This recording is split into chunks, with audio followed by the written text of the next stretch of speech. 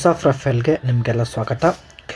ಯಾರಾದರೂ ಒಬ್ಬರನ್ನು ಬುಟ್ಟಿಗೆ ಹಾಕಿಕೊಳ್ಳುವ ಉದ್ದೇಶದಿಂದ ರೆನಾಲ್ಟ್ ಟೆಲಿಸ್ಮಾನ್ ಎಸ್ಟೇಟ್ ಕಾರ್ ಜೊತೆಗೆ ಪ್ರೊಫೈಲ್ ಪಿಕ್ಚರ್ ಶೇರ್ ಮಾಡಿಕೊಂಡಿದ್ದಾರೆ. ಒಳ್ಳೆಯ ಅವಕಾಶವಿದೆ ಸ್ನೇಹಿತರೆ, ಕಂಪ್ಲೀಟಾಗಿ ನೋಡಿ. ಆ್ಯಂಡ್ ಇವರು ಶೇರ್ ಮಾಡಿಕೊಂಡಿದ್ದ ಇದು ಎರಡನೇ ಪ್ರೊಫೈಲ್ ಪಿಕ್ಚರ್ ಆಗಿರುತ್ತೆ. ಸೊ ಇದರಲ್ಲೂ ಕೂಡ ತುಂಬಾ ಸಖತ್ತಾಗಿ ಕಾಣಿಸುತ್ತಿದ್ದಾರೆ. ಇಷ್ಟ ಆಗಿದ್ದರೆ ಒಂದು ಲೈಕ್ ಕೊಡಿ ಸ್ನೇಹಿತರೆ. ಸೊ ಬನ್ನಿ, ಏನೆಲ್ಲ ಮಾಹಿತಿ ಕೊಟ್ಟಿದ್ದಾರೆ ಒಂದೊಂದಾಗಿ ಚರ್ಚೆ ಮಾಡೋಣ. ಹೇಗಾದರೂ ಮಾಡಿ ಒಬ್ಬರನ್ನು ಆ ಬುಟ್ಟಿಗೆ ಹಾಕಿಕೊಳ್ಳಬೇಕು. ಒಳ್ಳೆಯ ಮುದ್ದಾದ ವ್ಯಕ್ತಿಯನ್ನು ಆ ಬುಟ್ಟಿಗೆ ಹಾಕಿಕೊಂಡು ಪ್ರತಿದಿನ ಭೇಟಿಯಾಗಿ ಇಷ್ಟ ಬಂದಂತೆ ಗದ್ದೆ ತೋಡಿಸಿಕೊಳ್ಳಬಹುದು ಎಂದು ಮಾಹಿತಿ ಕೊಟ್ಟಿದ್ದಾರೆ.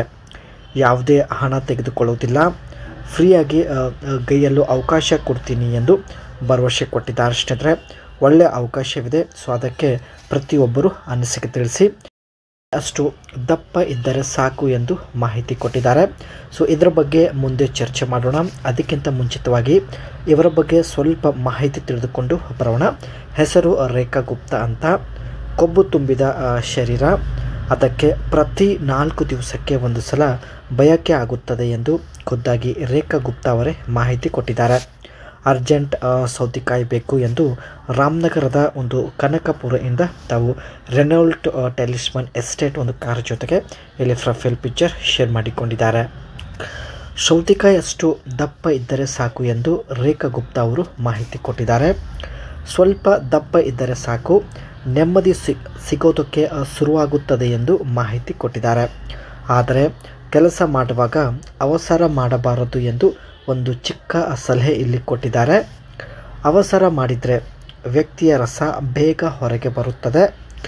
ಕೊಬ್ಬು ತುಂಬಿದ ಗದ್ದೆಯ ತೂತು ಸರಿಯಾಗಿ ಕಾಣುವುದಿಲ್ಲ ಎಂದು ಮಾಹಿತಿ ಕೊಟ್ಟಿದ್ದಾರೆ.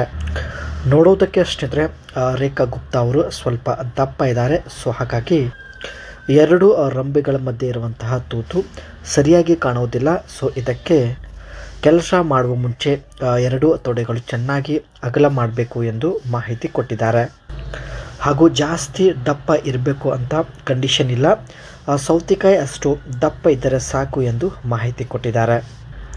ಇದು ಸ್ನೇಹಿತರೆ ಇವರ ಹತ್ತಿರ ಇರ್ತಕ್ಕಂಥ ರೆನಾಲ್ಟ್ ಟೆಲಿಸ್ಮಾನ್ ಎಸ್ಟೇಟ್ ಕಾರ್ ಆಗಿರುತ್ತೆ. ಫ್ರಂಟ್ ಲುಕ್ ಇಲ್ಲಿ ನೋಡ್ತಾ ಇರ್ಬೋದು. ಅದೇ ರೀತಿ ಸ್ನೇಹಿತರೆ ಬ್ಯಾಕ್ ಲುಕ್ ಈ ರೀತಿಯಾಗಿರುತ್ತೆ. ಇದರ ಒಂದು ಫ್ರಂಟ್ ಡಿಸೈನ್ ತುಂಬಾ ಬೋಲ್ಡ್ ಆಗಿರುತ್ತೆ ಸ್ನೇಹಿತರೆ. ಅದೇ ರೀತಿ ಫ್ರಂಟ್ ಸೈಡಲ್ಲಿ ಇಲ್ಲಿ ಡೈಮಂಡ್ ಲೋಗೋ ಕೂಡ ನೋಡ್ಬೋದು. ಫ್ರಂಟ್ ಸೈಡಲ್ಲಿ ಸ್ನೇಹಿತರೆ ಸಿ ಟೈಪ್ ಹೊಂದಿರತಕ್ಕಂಥ LED ಡೈಟಮ್ ರನ್ನಿಂಗ್ ಲೈಟ್ ಕೂಡ ಇಲ್ಲಿ ನೋಡ್ಬೋದು. ಸೊ ಹಾಗಾಗಿ ಒಂದು ಫ್ರಂಟ್ ಲುಕ್ ಅಗ್ರೆಸಿವ್ ಲುಕ್ ಆಗಿರುತ್ತದೆ. ಬ್ಯಾಕ್ ಸೈಡಲ್ಲಿ ಸ್ನೇಹಿತರೆ ಇದರ ಒಂದು ಸ್ಲೋಪಿಂಗ್ ರೂಫ್ ಲೈನ್ ಏನಿರುತ್ತೆ ಅದು ತುಂಬಾ ಒಂದು ಸ್ಟೈಲಿಶ್ ಆಗಿರುತ್ತೆ. ಜೊತೆಗೆ back side LED tail lamps ಬಂದುಬಿಟ್ಟು ಒಂದು ಸ್ಲಿಕ್ ಡಿಸೈನಲ್ಲಿರುತ್ತೆ.